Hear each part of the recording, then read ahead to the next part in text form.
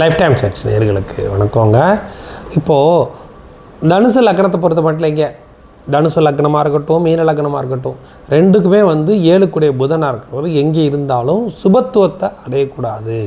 அடைஞ்சால் அவர் கல்யாணம் ஆகாமல் பண்ணிடுவார் அப்படிங்கிறது, அதாவது கேந்திராபித்த தோஷத்தில் வந்துடும் அப்படிங்கிறது.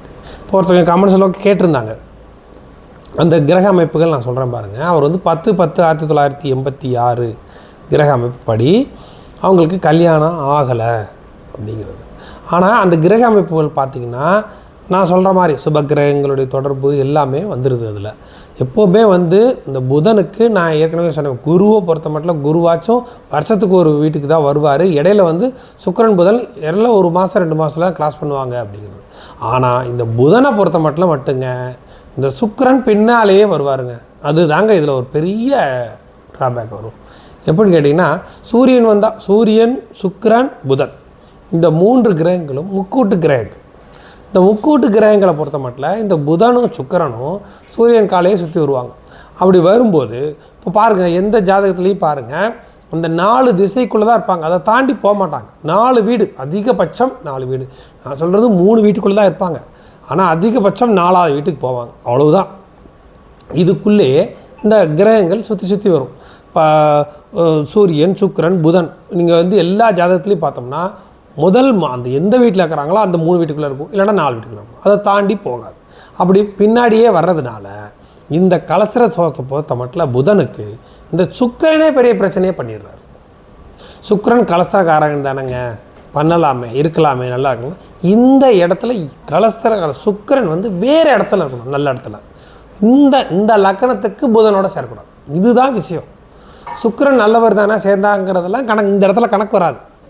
இந்த இடத்துக்கு வரக்கூடாதுன்னா வரக்கூடாது தான். இந்த புதனோட சுக்கிரன் இந்த இடத்துல சேரக்கூடாதுன்னா சேரக்கூடாது. அப்படியே புதனும் சுக்கிரனும் சேர்ந்துட்டாங்கங்க, கல்யாணம் ஆயிருக்கு அப்படின்னு பார்த்தீங்கன்னா அந்த புதனும் சுக்கிரனையும் கடுமையாக பாபக்கிரகங்களுடைய பாதிப்பில் இருந்து அவங்க வேறு பகை வீட்டில் இருப்பாங்க. அப்படி இருந்தால் தான் வரும். இவங்க ஆட்சி வீட்டில் இருந்து அவங்களோட புதனும் சுக்கிரனும் சேர்ந்துருந்து அவங்கள யார் பாபக்கிரகங்கள் பார்க்கலைன்னா அது கலஸ்தரம் தான், கேந்திராபித்தி தோஷம் தான் வரும். அது போக அந்த புதனையும் சுக்கிரனையும் குரு பார்த்து, அந்த 7ஆம் வீட்டை சந்திரனும் குருவும் பார்த்து, இப்படி பல வகையில் சுபக்கிரகங்களுடைய தொடர்பை 7ஆம் வீடு பெற்றுச்சுனாலும் அந்த கேந்திராபித்தி தோஷம் வேலை செய்யும். அப்போ கல்யாணம் ஆகாது. அதுக்கடுத்தபடியாக நம்ம பார்க்க வேண்டியது 7ஆம் வீட்டை சுபக்கிரகங்கள் பார்த்து 2-12. நான் ஏற்கனவே சொல்லியிருக்கேன், 7 எப்படி முக்கியமோ அதே மாதிரி 2-12 முக்கியம் அப்படின்னு. இந்த 2-12 பாபக்கிரகங்கள் ஆக்கிரமித்திடக்கூடாது. அதே சமயம் இன்னொன்று சொல்லியிருக்கிறேன், நல்ல ஒரு லக்னத்துக்கு நல்ல ஆதிபத்தியம் உள்ள கிரகங்கள் பரிவர்த்தனை அடையணும். இல்லையா பாபக்கிரகங்கள் பரிவர்த்தனை அடையாமல் இருக்கணும். அவங்க பரிவர்த்தனை அடைஞ்சிருந்தாங்கன்னா அது நல்ல பலனை கொடுக்கறது இல்லைங்க.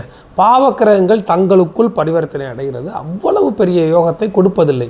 80%, 20% ஒரு அத்திப்பூத்தார் போல் ஒரு சில லக்னங்களுக்கு ஒரு சில இடங்களில் மாறி உட்காரும்போது நல்லாயிருக்கும்.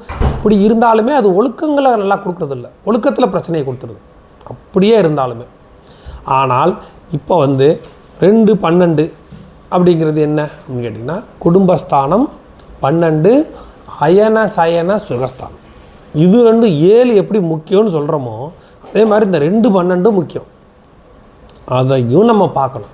அப்படி பார்க்கும்போது இப்போ 7ஆம் அதிபதி அதிகமான சுபத்துவத்தை பெற்று கேந்திராபித்தி தோஷம் அதிகமாகி இந்த 2லையும் 12லையும் பாவக்கிரகங்களும் இருந்துச்சுன்னா அது நம்ம பேசுகிறதுக்கே இங்கே ஒன்றும் இல்லை. அந்த அளவுக்கு கடுமையான தோஷங்களை அது கொடுத்துருது அப்படிங்கிறது தான் இப்போ வர்றது. அதே சமயம் சுக்கிரன் ஆட்சி வீடாகி அந்த வீட்டில் போய் புதன் சேர்ந்தா அது சொல்ல வேண்டியதே இல்லை, கடுமையான கேந்திராபித்தி தோஷத்தை கொடுத்துட்றாரு. சுபக்கிரகங்கள் பாத்திரவும் கூடாது அப்படிங்கிறத நம்ம பேசிகிட்டு இருந்தோம். அதே மாதிரி இப்போ இந்த கிரக அமைப்புலையும் எப்படி வருது என்னங்கிறதையும் சொல்கிறேன். இன்னொரு விஷயம், காலசர்ப்ப தோஷத்துக்குள்ளேயும் இது அமைஞ்சாலும் அது ரொம்ப கொடுமையாக அமைஞ்சிருதுங்க. காலசர்ப்ப தோஷமும் ஒரு முக்கியமான விஷயமாக வந்துடுங்க.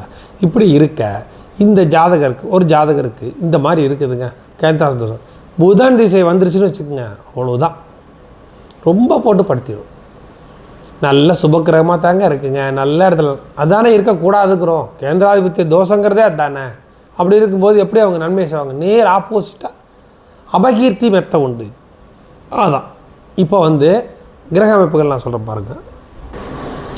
இப்போ பார்த்துக்கோங்க, நம்ம போட்டிருக்க பாருங்கள், 10/10/1986 அப்படிங்கிற கணக்குப்படி லக்னத்தில் சந்திரனுங்க, லக்னத்தில் சந்திரன், பூர நட்சத்திரம், சுக்கிர திசை.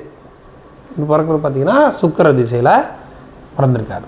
இப்போ நடக்கிறது பார்த்தீங்கன்னா ராகு திசையில் சனி புத்தி 2025 அக்டோபர்லேருந்து ராகு திசையில் சனி புத்தி. சுக்கிர திசை முடிஞ்சு, சூரிய திசை முடிஞ்சு, சந்திர திசை முடிஞ்சு, செவ்வாய் திசை முடிஞ்சு, ராகு திசையில் சனி புத்தி நடந்துட்டுருக்கு.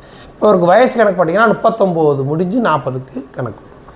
இவருக்கு பார்த்தீங்கன்னா நான் சொல்கிறேன் பார்த்துக்கோங்க, ராகு திசையில் சனி புத்தி நடந்துட்டுருக்கு. அப்போது இவருக்கு கல்யாணத்தை பற்றி பேசிகிட்டு இருக்கோம், கலஸ்திரஸ்தானத்தை பற்றி தான் நம்ம பேசியிருந்தோம், கேந்திராதிபதி தோஷம் அப்படின்னு. பாருங்கள், லக்னத்திற்கு 1 2 3 4 5 6 7 குடையவருங்க. 7 குடையவர் புதனுங்க. 1 2 3 4 5 6 7. இந்த 7 குடைய புதன் பார்த்துக்கோங்க 11ல் இருக்கிறாருங்க. நான் அடிக்கடி என்ன சொல்லியிருக்கிறேன், இந்த குருவை கூட பரவாயில்ல, இந்த புதனை பொறுத்த மட்டும் பின்னாடியே சுக்கிரன் சுற்றிக்கிட்டே வருவார், சூரியனும் சுக்கிரனும் பக்கத்துலேயே வருவாங்க. சூரியன் வந்தால் பரவாயில்ல, சுக்கிரன் வரும்போது அதிகமான சுகத்துவத்தை புதன் பெறுகிறார் அப்படின்னு சொல்லிட்டு இருந்தேன். இவர் பெற்றுட்டார் பாருங்க. புதன் வந்து சுக்கிரன், அதுவும் யார் வீட்டில், அவர் வீட்டிலே போய் சுக்கிரன் புதனோட சேர்ந்ததே தப்பு. எங்கே போய் சேர்ந்திருக்காரு, அவர் வீட்டிலே போய் அங்கே போய் சேர்ந்திருக்காரு. அப்போ எந்த அளவுக்கு அவர் சுகத்துவத்தை அடைஞ்சிருப்பாருன்னு பாருங்கள். கடுமையான சுகத்துவத்தை அவர் அடைகிறார். அது மட்டுமா இங்கே நடந்திருக்கு. நம்ம அடுத்தது நம்ம இன்னும் பார்க்கலாம். நம்ம இன்னும் குரு எடுத்துக்கோங்க. குரு 1 2 3 4 5 6 7 8 9ஆம் பார்வையா குருவும் பார்த்துட்டார் பாருங்க. எப்படி வருது பாருங்க. இந்த புதனை எந்த அளவுக்கு சுகத்துவப்படுத்த முடியுமோ பயங்கரமாக ரொம்ப ஓவராக போயிட்டுருக்கு. புதன் சுக்கிரனோட சேர்ந்தது தப்பு, குரு சுக்கிரனை பண்ணு.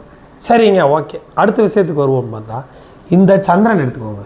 இந்த சந்திரன் யாருடைய இதுவும் இல்லாமல் தனியாக நல்லா இருக்கார். சந்திரன் வந்து ஒளியோடு இருக்கிறார். இந்த ஒளியோடு இருக்கிற சந்திரன் பாருங்க, நேராக 7ஆம் வீட்டை பார்த்தார். போதுங்களா? 7ஆம் வீட்டை கலஸ்திரஸ்தானத்தை அவர் சுகத்துவப்படுத்திட்டார். கலஸ்திரஸ்தானத்தையும் சுகத்துவப்படுத்தி கலஸ்திரஸ்தானாதிபதியும் அதிகமாக சுகத்துவப்படுத்திட்டார். சரி, பரவாயில்ல, விடுங்க, அடுத்தது பார்க்கலான்னு பார்த்தா இந்த குரு பாருங்கள் 1 2 3 4 5 அவரும் பார்த்துட்டார். எப்படி வருது பாருங்க. புதன் சுகத்துவம் அடைஞ்சது தப்பு அப்படின்னு நம்ம பேசிகிட்டு இருக்கோம். எப்படி இப்போ தப்பு அப்படின்னா, புதன் வந்து சுபக்கிரகத்தோடு சேர்ந்து அவரும் சுபக்கிரகமான சொந்த வீட்டில் இருக்கும் சுக்கிரனோட சேர்ந்தது தப்பு. அதுக்கடுத்தபடியாக குரு 9ஆம் பார்வையாக பார்த்து தப்பு. இந்த புதனை செவ்வாய் சனி யாரும் பார்க்கலைங்கிறது ஒரு தப்பு. அதுக்கடுத்தபடியாக 7ஆம் வீட்டை சுபத்துவமாக சந்திரன் பார்த்து அது ஒரு தப்பு பண்ணிட்டாங்க. அதுக்கடுத்து குருவும் முதல் 7ஆம் வீட்டை பார்த்துட்டாங்க. எப்படி வருது பாருங்கள் கிரக அமைப்பு. சரிங்க, இப்போ இவங்களை யாராச்சும் பார்க்குறாங்களே? யாருமே பார்க்கலையே. இப்போ பிரச்சனையே அதுதானே. செவ்வாய் பாருங்கள், பார்க்கல. செவ்வாய் 1 2 3 4ஆம் பார்வையாக பார்க்குறாரு, 7ஆம் பார்வையாக பார்க்குறாரு, 8ஆம் பார்வையாக பார்க்குறாரு. அதுக்கடுத்து சனி எடுத்துக்கோங்க. சனி செவ்வாயை தான் பார்க்குறாரு. கடைசியாக செவ்வாயை பார்க்குறாரு, 7ஆம் பார்வையாக இந்த வீட்டை பார்க்குறாரு, 10ஆம் பார்வையாக இந்த வீட்டை பார்க்குறாரு. இப்படி தான் வருது. மொத்தத்தில் செவ்வாயும் சனியும் பார்க்கல, சூரியனும் பார்க்கல, ராகு கேதுவும் சம்மந்தப்படும். இப்படி அமையும் போது கடுமையான கேந்திராதிபதி தோஷமாக வருது. இப்போ இவங்க என்ன கேட்குறாங்க, அந்த ராகு சில சனி புத்தி நடக்குதுங்க. ராகு நான் ஏற்கனவே நான் சொல்லிட்டேன் வீடியோவில், இப்போ இந்த வீடியோலையும் சொல்லிட்டேன், பாவக்கிரகங்கள் பரிவர்த்தனை அடைவது பெரிய யோகத்தை கொடுப்பதில்லை அப்படின்னு. பாருங்கள், செவ்வாயும் சனியும் பரிவர்த்தனை. செவ்வாய் வீட்டில் சனி, செவ்வாய் வீட்டில் சனி, சனி வீட்டில் செவ்வாய் பரிவர்த்தனை அடைஞ்சிருக்காங்க. இப்போ அதை விட முக்கியமான விஷயம் பார்க்கணுங்க. 2 12 2ஐயும் ஆக்கிரமிச்சிட்டாங்களா? நான் என்ன சொன்னேன், குடும்பஸ்தானம். குடும்பஸ்தானத்தில் செவ்வாய் உச்சம் ஆக்கிரமிச்சிட்டாரா? 12ஆம் வீட்டை சனி ஆக்கிரமிச்சிட்டார். மொத்தத்தில் லக்னத்துக்கே பாபக்கத்திரியோகம் மாதிரி வந்து உட்கார்ந்துருக்கு பாருங்கள். இந்த சந்திர திசையே நல்லா செயல்படாது. ஏன்னா பாபக்கத்திரியோகம் செவ்வாய்க்கும் சனிக்கும் நடுவில் லக்னம் மாட்டிக்கிச்சு. இந்த லக்னாதிபதிக்கு கொஞ்சமாச்சு யோகம் என்னன்னு பார்த்தீங்கன்னா, சந்திரன் இருந்தது ஒரு வகையில் நல்லதாக இருந்தாலும் அவர் அஷ்டமாதிபதி அங்கே உட்காந்து இது இருக்கும்போது இது வந்து பெரிய யோகா அமைப்புகளை கொடுக்காது. எங்க 11ல் தானேங்க நல்ல இடம். நீங்கள் சொல்லுவீங்களே 11ஆம் இடம் நல்ல இடம்னு சொல்லுவீங்களே, நல்ல இடம் தாங்க. லக்னத்தை பொறுத்து மாறும் இல்லைங்க. இந்த லக்னத்துக்கு சுத்தமாக ஆகாதவர் சுக்கிர திசை நல்லா இருக்கணும், இந்த புதன் சேராமல் இருந்திருந்தார் இல்லையா. சுக்கிரனும் புதனும் சேர்ந்து கூட பாவக்கிரகங்கள் பார்வை இருந்திருந்தா எல்லாமே நல்லா இருந்திருக்கும் நீங்கள் சொல்கிற மாதிரி. அதுக்கு வழி இல்லாமல் இது வந்து நிற்கிது. அதோட நம்ம இன்னொரு முக்கியமான விஷயத்தை இங்கே நோட் பண்ணணும். கால சர்ப்ப தோஷத்துக்குள்ளே நிற்கிது பாருங்கள் எல்லா கிரகமும். ராகுவும் கேதுவுக்குள்ளே எல்லா கிரகங்களும் ஆடப்பட்டு போய் இருக்கு. இப்படி இருக்கிறதும் ரொம்ப மோசமான அமைப்பு. 10ஆவதுக்கு கேந்திராதிபத்திய தோஷத்தையும் அது கொடுத்துருச்சு. சரிங்க, இப்போ நடக்கிறது ராகு திசைங்க. பாருங்கள் எத்தனை டாபிக் வந்து சேருது பாருங்கள், அடுத்தடுத்து ஒரு செயின் தானே எல்லாமே. இப்போ ராகு திசை வேற நடக்குது, அதுலேயும் பாருங்கள் ராகு திசையில் சனி புத்தி நடக்குது. இல்லை எத்தனை விஷயம் வருது பார்த்தீங்களா. அதுக்கடுத்து சரிங்க ராகு திசை சனி புத்தி ஓடிங்க, ராகு திசை புதன் புத்தி வருதுங்க. கடுமையான கேந்திராதிபத்திய தோஷத்தில் இருக்கிற இந்த புதனை ராகு திசை புதன் புத்தி வரும்போது கல்யாணத்தை பண்ணி வைக்குமா அப்படின்னா கேந்திராதிபத்திய தோஷம் கடுமையாக இருக்குது, பண்ண விடாது. சரி பரவாயில்ல. அடுத்தபடியாக ராகுவுக்கு 8இல் வருகிறார்கள். நான் என்ன சொல்லியிருக்கிறேன், ராகுவுக்கு 6, 8இல் சுப கிரகங்களோ பாவ கிரகங்களோ யார் இருந்தாலும் சரி, ராகு திசையில் 6, 8இல் இருக்கும் கிரகங்களுடைய புக்தி வரும்போது நல்ல பலன்களை செய்யாது, கெடுபலன்களை தான் பண்ணுன்னு சொல்லியிருந்தேன். அப்படி இந்த ராகு திசை புதன் புத்தியில் ஏதோ அத்தி பூத்தார் போல் ஒரு கல்யாணமே நடக்கிற மாதிரி வந்தாலும் அது ஒரு கெடுதலைத்தான் பண்ண பார்க்குமே ஒழிய நல்லதுகளை செய்ய விடாது. ஒரு இப்போ ஏன் கேட்டிங்கன்னா இவங்க இருக்கிறதுல இன்னொரு முக்கியமான விஷயத்தை யோட் பண்ணி பார்க்கணும். 7 குடையவர் 11ஆம் வீட்டில் 11ஆம் அதிபதியோடு, அதுதான் பிரச்சனை. இப்போ இவங்களுக்கு ஜாதகம் பார்க்கும்போது பொதுவாக எல்லோரும் என்ன சொல்லியிருப்பாங்க, பொதுவாக வந்து ஒரு கல்யாணம் பண்ணுறதுக்கு முன்னாடி வாழை மரத்துக்கு தாலி கட்டி இது பண்ணுங்கன்னு சொல்லியிருப்பாங்க, பண்ண சொல்லுவாங்க. ஏன்னா 7 குடையவன் 11இல் 11ஆம் அதிபதி தான் இங்கே ஸ்ட்ராங்கு, 7ஆம் அதிபதியை விட 11ஆம் அதிபதி தான் இங்கே ஸ்ட்ராங்கு. இப்போ இத்தனை பிரச்சனை இந்த ஜாதகத்துக்கு வருது. ராகு திசை புதன் புத்தி வந்தாலும் ஒரு 80% அந்த நான் கல்யாணம் நடக்கிறதுக்கு வாய்ப்புகள் கிடையாது. 20% இருந்தாலும் அதுவும் ஒரு நல்ல அமைப்பாக என்னால் சொல்ல முடியாது. அப்படி தான் அமையும் ராகு திசை புதன் புத்தி வந்தாலும். அடுத்தபடியாக ஏன் அப்படின்னு கேட்டிங்கன்னா இன்னும் ஸ்ட்ராங்காக ஏன் சொல்கிறேன், 2ஐயும் 12ஐயும் பாவக்கிரகங்கள் ஆக்கிரமிச்சிருச்சு, பரிவர்த்தனை அடைந்து பார்க்க ஆக்கிரமிச்சிருச்சு, லக்னத்தை லாக் பண்ணிருச்சு. அப்படிங்கிறப்போ இவரை பொறுத்த மட்டும் ராகு திசை புதன் புத்தி அப்படிங்கிறதுமே ஒரு ரிஸ்கான இடமா தான் வரும் அப்படிங்கிறது தான்.